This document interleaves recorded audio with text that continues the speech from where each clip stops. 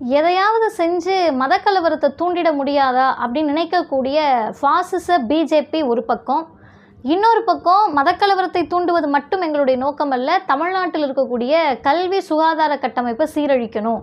அப்போ இந்த ரெண்டையுமே ஒரே நேரத்தில் செய்யணும் அப்படின்னு சொன்னால் இது ரெண்டுக்குமே எங்களுக்கு ஆட்கள் தேவை, அதை நாங்கள் எந்த வகையிலனாலும் செய்வோம் அப்படின்னு மிக தெளிவாக பிஜேபி, குறிப்பாக ஆர்எஸ்எஸ் சங்கப்பரிவார் கூட்டம் தமிழ்நாட்டை அவர்களுடைய டார்கெட்டாக வைத்து ப்ராஜெக்ட் தமிழ்நாடுன்னு சொல்லக்கூடிய அளவிற்கு தமிழ்நாட்டில் எப்படியாவது அமைதியை சீர்குலைச்சணும்னு எல்லா வகையிலும் போராடி கொண்டிருக்கிறார்கள். அப்படி அவங்க ஒரு முறையும் வருகிற போது நீங்கள் எந்த உருவத்தில் வந்தாலும் சரி, யாராக வந்தாலும் சரி, என்ன பேர் வச்சுக்கிட்டு வந்தாலும் சரி, உங்களை நாங்கள் அடையாளம் கண்டுபிடிச்சி ஓட ஓட விரட்டுவோம் அப்படின்றதுல தமிழ்நாடு தொடர்ந்து உறுதியாக இருந்திருக்கிறது. அப்படி நமக்கு யார் எவர் எப்படின்னு அடையாளம் காணுவதற்கு தந்தை பெரியார் ஒரு இலக்கணத்தையே வகுத்து கொடுத்துட்டு போயிருக்காரு. அந்த வகையில் இந்த முறையும் தமிழ்நாட்டில் இருக்கக்கூடிய மக்கள், குறிப்பாக இந்து சகோதரர்கள், நீங்கள் சொல்கிறது சரி கிடையாது, இது பொய், அம்பலப்பட்டு நிற்கிறீங்க அப்படின்னு ஒருவரை பார்த்து சொல்லி இருக்கிறது.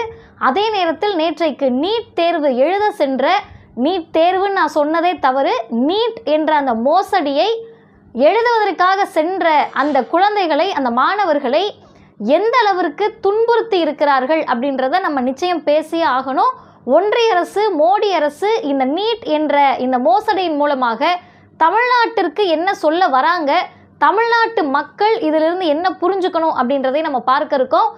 ஆதினம் அம்பலப்பட்டு நிற்கிறார், வீடியோ ஆதாரங்கள் வெளியாகி இருக்கிறது. அதே நேரத்தில் நீட்டு எழுத சென்ற அந்த பிள்ளைகளுடைய பெற்றோர்களை யார் பாதுகாத்து நின்றார்கள் போன்ற பல செய்திகளை நம்ம இந்த வீடியோவில் பார்க்க இருக்கோம். மிக முக்கியமாக இந்த தருணத்தில் நாம் என்ன புரிஞ்சுக்கணும் அப்படின்றத புத்தகத்தோடு ஆதாரத்தோடு நம்ம இன்னைக்கு பேச இருக்கோம். வீடியோவை முழுமையாக பாருங்கள். வீடியோக்குள்ளே போகிறதுக்கு முன்னாடி டிவார் சேனலை சப்ஸ்கிரைப் பண்ணிக்கோங்க.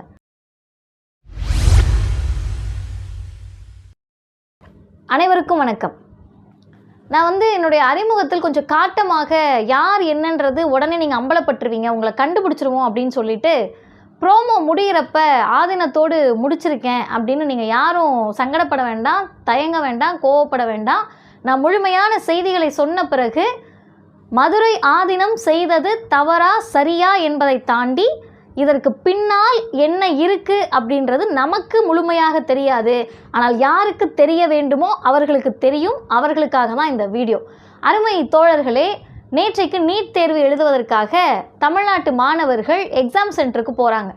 நடந்த அவலங்கள் எல்லாத்தையும் நான் சொல்லி உங்களுக்கு தெரிய வேண்டாம், நீங்களே பார்த்துருப்பீங்க.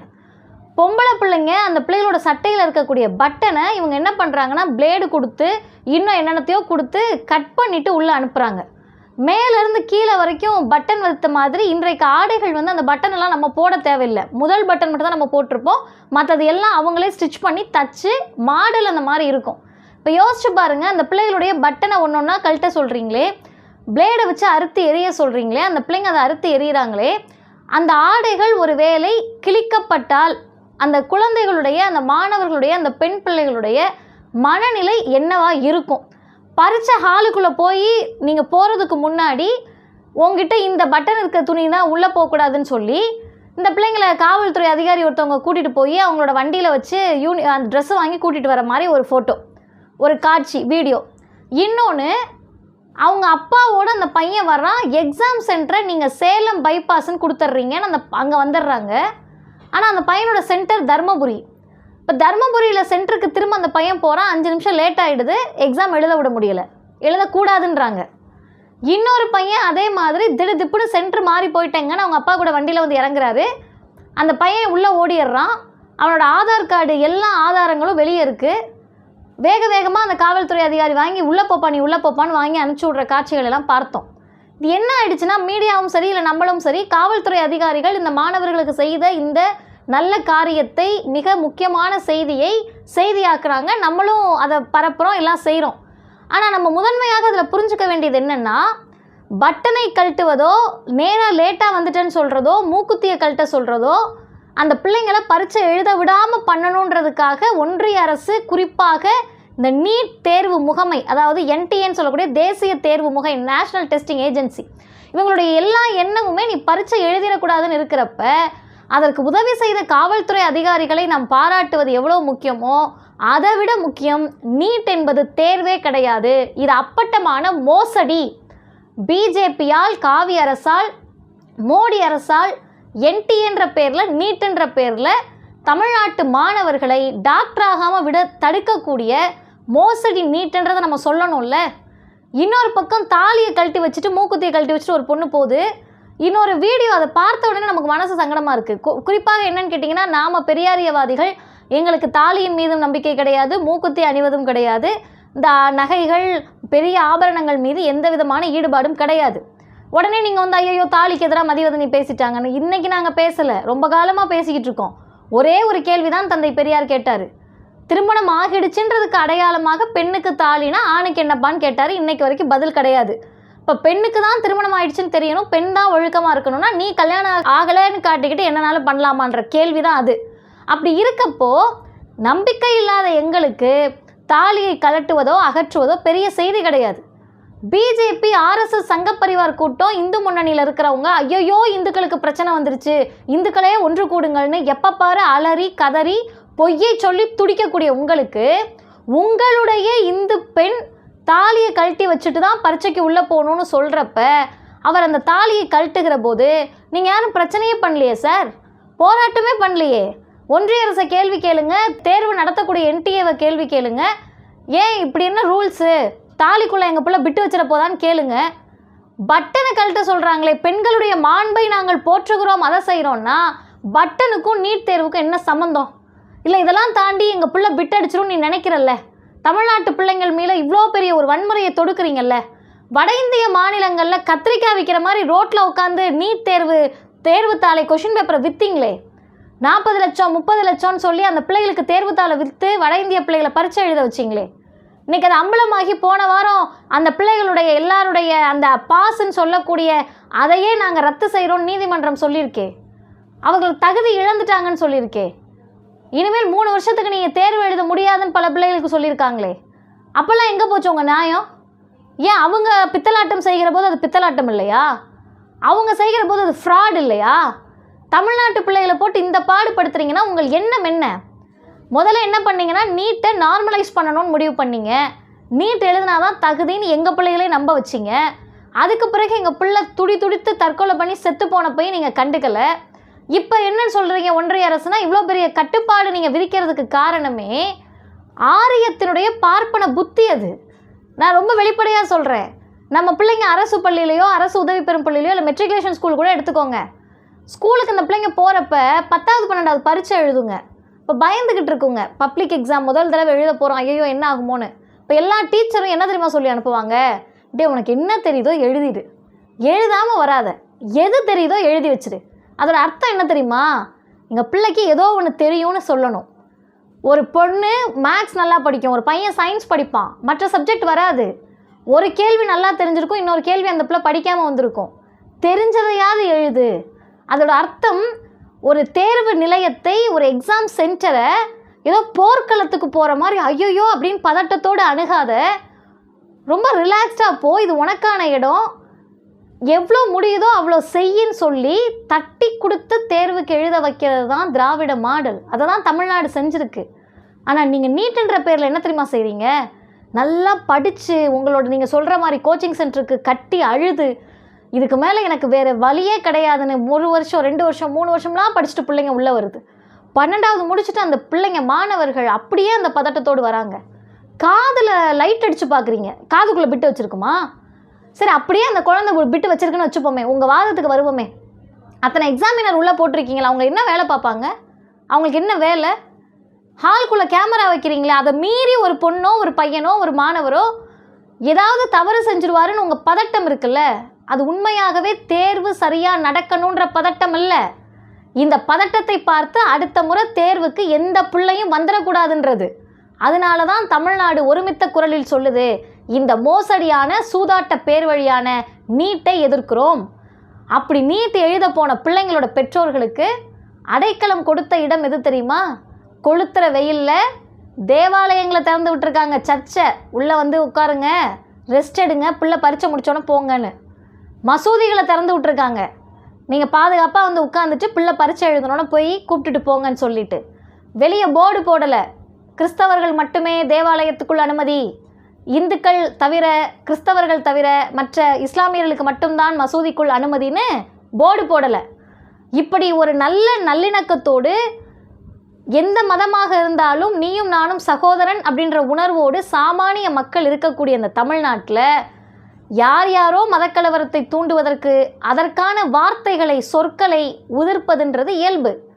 பிஜேபியில் இருக்கவங்களாம் ஆளுநரா, மோடியா, அமித்ஷாவா, நிர்மலா சீதாராமனா, வானதி சீனிவாசனா, தமிழிசை சவுந்தரராஜனா, அண்ணாமலையா, ஏதாவது ஒரு வார்த்தையை இஸ்லாமியர்களுக்கு எதிராக உதிர்த்து கொண்டிருப்பது என்பது அவங்க இயல்பு, அவங்க சித்தாந்தம். அதுதான் ஆர்எஸ்எஸ், அதுதான் பார்ப்பனியம், அதுதான் ஆரியம். மதுரை ஆதீனத்துக்கும் ஆர்எஸ்எஸுக்கும் என்ன சம்பந்தம்? மதுரை ஆதீனத்துக்கும் இந்த மதக்கலவரத்தை தூண்டக்கூடிய இவங்களுக்கும் என்ன சம்பந்தம்? மதுரை ஆதீனத்துக்கு இஸ்லாமியர்கள் மீது என்ன வகையில் வெறுப்பு வரணும், எதுக்கு வரணும்? முதல்ல இன்னும் சொல்லப்போனால் ஆதீனங்களும் இஸ்லாமியர்களும் எவ்வளவு நண்பர்களாக, மதுரை ஆதீனமாக இருந்த அருணகிரிநாதர் வாயில் வரக்கூடிய வார்த்தைகளிலெல்லாம் இஸ்லாத்தில் இருக்கக்கூடிய அந்த முழக்கங்களை, அதில் வரக்கூடிய அந்த சொற்களை, அந்த வார்த்தைகளை எல்லாம் பேசினவர். அதற்கு முன்னாடி இருந்த ஆதீனங்கள் எல்லோருமே மதச்சார்பின்மையை பேசியவர்கள். குறிப்பாக குன்றக்குடி அடிகளார், அதை தந்தை பெரியார் எழுதுகிற போதே தவத்திரு குன்றக்குடி அடிகளார்னு எழுதியிருக்காரு. மண்டைக்காடு கலவரத்தின் போது நமக்கு நல்லா தெரியும், சைவ ஆதீனங்கள் மிகப்பெரிய கட்டுப்பாட்டோடு இருக்கக்கூடியவர்கள். அவங்களுடைய நம்பிக்கை அது சமய நம்பிக்கை, அதை நம்ம கேள்வி கேட்க முடியாது. அந்த சமய நம்பிக்கையோடு அவர்கள் எல்லாம் அசைவத்தை பார்க்க கூட மாட்டாங்க, நுகர்ந்து கூட அதை பார்க்காதவர்கள். ஆனால் அன்னைக்கு ஆதீனம் என்ன தெரியுமா பண்ணாங்க? மண்டைக்காடு கலவரத்தில் இது மதக்கலவரமாக மாறி 2 சமூகத்துக்கான பிரச்சனையாக இது மாறுதேன்னு சொல்லி தலையில் மீன் கூடையை சுமந்துட்டு போனாங்க. எப்படி? தலையில் மீன் கூடையை சுமந்துக்கிட்டு. அதுக்கு காரணம் என்ன? எந்த மதத்திற்குள்ளும் எந்த மத பிரிவினையும் மத பேதங்களும் சகோதரர்களாக வாழக்கூடியவர்களுக்குள்ள கலவரம் வந்துடக்கூடாதுன்ற உன்னதமான எண்ணம். அந்த வழியில் வந்த மதுரை ஆதீனம் உங்களுக்கு விபத்து நேர்ந்தது அப்படின்னு சொன்னால் நீங்கள் என்ன பண்ணணும்? பதறிக்கிட்டு போலீஸ் ஸ்டேஷனில் போய் கம்ப்ளைண்ட் கொடுக்கணும். ஆனால் நீங்கள் என்ன பண்ணீங்க? என்னை கொலை செய்ய முயற்சின்னு சொல்லி ஒரு குற்றச்சாட்டை முன்வைத்தீர்கள். அந்த குற்றச்சாட்டை எங்கே முன் வச்சிங்க? நல்லா கேட்டுக்கங்க. எஸ்ஆர்எம் பல்கலைக்கழகத்தில் சைவ சித்தாந்த மாநாடு நடக்குது. அந்த மாநாட்டில் மதுரை ஆதீனம் பேசுகிறப்ப, ஐயோ என்னை கொலை செய்ய முயற்சி பண்ணிட்டாங்க, நான் தர்ம ஆதீனத்தினாலையும் மீனாட்சி அம்மனாலையும் தான் இன்றைக்கி உயிர் பெற்றிருக்கேன், நான் உயிரோடு இருக்கேன் அப்படின்னு சொன்னீங்க. நீங்கள் சொல்கிறீங்க. அதுக்கு பிறகு ஐயோ உண்மையாகவே கொலை முயற்சி போலன்னு பேட்டி எடுக்கிறப்ப என்ன சொல்கிறீங்க? யாருன்னு உங்களுக்கு சந்தேகம் இருக்கா? ஏன்னா கொலை முயற்சின்னு சொல்கிறோம். இப்போ என்னை ஒருத்தவங்க கொலை முயற்சி செய்கிறாங்கன்னா ஏதாவது சந்தேகம் இருக்கான்னு கேட்பாங்கல்ல. அப்படி செய்தியாளர்கள் கேட்குறப்ப தொப்பியும் தாடியும் போட்டிருந்தாங்கன்றீங்க. அப்போ உங்களுக்கு யாராவது சந்தேகம் இருக்கான்னு திரும்ப கேட்குறப்ப அதான் சொல்லிட்டனே தொப்பியும் தாடியும்னு அவ்வளவு ஒரு கேவலமான, எனக்கு அந்த வார்த்தை சொல்ல கொஞ்சம் கூச்சமாக தான் இருக்குது, அந்த உடல் மொழியோடு சொல்கிறீங்களே. இது ஒரு ஆதீனத்துக்கு அழகா? தமிழ்நாட்டில் எப்படிப்பட்ட ஆதீனங்கள்லாம் வாழ்ந்த ஒரு மண்ணில் தொப்பியும் தாடியும்னு சொல்லிட்டு சிரிக்கிறீங்க. பின்னாடி இருக்க ஒருத்தர் குறிச்சிக்கங்கன்றாரு. அப்போ உங்கள் நோக்கம் என்ன? இதே ஆதீனம் சொல்கிறீங்க இஸ்லாமியர்களுக்கு தானே எல்லா சலுகையும் கொடுக்குறாங்கன்னு. இதெல்லாம் விட எப்போது தெரியுமா எங்களுக்கு மதுரை ஆதீனம் ஏன் இப்படி ஒரு இட்டுக்கட்டிய விஷயத்த சொல்கிறாருன்னு தோணுச்சுன்னா, சிசிடிவி கேமரா இருந்தது நீங்கள் மறந்துட்டீங்க. காவல்துறை அதை பார்த்துட்டாங்க, செய்திகள் அது வந்துருச்சு.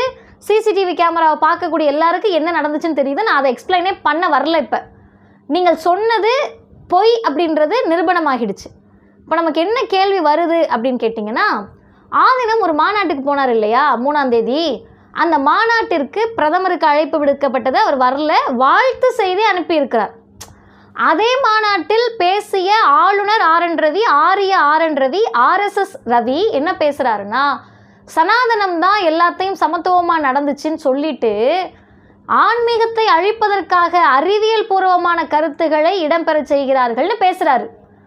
ஆன்மீகத்தை அழிக்கிறதுக்காக அறிவியல் பூர்வமாக இருக்கணும்னு நம்ம சொல்கிறோமா? அதே போல் சனாதனம் தான் சமத்துவத்தை பேச சொல்லிச்சான். இது இட்லினா சட்னி கூட நம்பாது, இது சட்னினா இட்லி கூட நம்பாதுன்ற கதையா? சனாதனத்துக்கும் சமத்துவத்துக்கும் என்ன சம்மந்தம்? சனாதனத்துக்கும் சைவ மதத்துக்கும் முதல் என்ன சம்மந்தம்? சனாதனத்திற்கும் மதுரை ஆதீனத்துக்கும் என்ன சம்மந்தம்? உங்களுடைய சைவம் போதிக்கக்கூடிய ஒன்றும் பார்ப்பன ஆரிய சனாதனம் போதிக்கிறது ஒன்றா? இல்லையே. இது நாங்கள் எங்கேருந்து தெரிஞ்சுக்கிறோம்? என் கையிலுடைய புத்தகம் இருக்குது, தவத்திரு குன்றக்குடி அடிகளாருடைய அறிவு பெட்டகம்.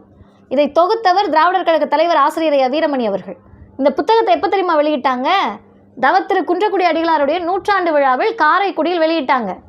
குன்றக்குடி அடிகளாருக்கு 100ஆண்டு விழாவை எடுத்தது திராவிடர் கழகம். திராவிடர் கழகத்தினுடைய கொள்கை நாத்திகம் பேசுவது, பகுத்தறிவு பேசுவது, கடவுள் இல்லைன்றது எங்களுடைய கொள்கை. ஆனால் சைவ மதத்தின் மீது மிகப்பெரிய சைவ சமயத்தில் பற்று கொண்டு வாழ்ந்து மறைந்த குன்றக்குடி அடிகளாருக்கு நாங்கள் எதுக்கு 100ஆண்டு விழா நடக்கிறோன்னா, இதையெல்லாம் போய் தெரிஞ்சுக்கங்க. கொஞ்சமாவது நீங்கள் வாசிக்கலைனாலும் பரவாயில்ல, உங்கள் ஆதீனங்களை பார்த்துருப்பீங்கல்ல. உங்களுக்கு முன்னால் இருந்த மதுரை ஆதீனம் இஸ்லாமியர்களும் இந்துக்களும் ஒற்றுமையாக இருக்கணும், மதங்கள் பேர் வேணால் வேறையாக இருக்கலாம், ஆனால் நம்மெல்லாம் ஒன்றுன்னு சொன்னாரே, அதையெல்லாம் தெரிஞ்சுக்கங்க. இந்த புத்தகத்தில் பல அரிய தகவல்கள் இருக்கிறது. அதில் குறிப்பாக 1971 அடிகளார் சொன்ன ஒரு செய்தி, ஆஸ்திகம் நாஸ்திகம்ன்ற பேச்சு வரப்ப அடிகளார் சொல்கிறாரு, ஆஸ்திகம் என்பது இன்றைய காலகட்டத்தில் உயர் சாதியினரின் நலம், நாஸ்திகம் என்பது பெருவாரியான தமிழ் மக்களின் நலம். இப்படி சொன்ன ஆதீனங்கள் அடிகளார்கள் வாழ்ந்த ஒரு மண்ணில் மதுரை ஆதீனம் போகிற போக்கில் இஸ்லாமிய வெறுப்பை தூண்டக்கூடிய சொற்களை உதிர்த்தது சரியா?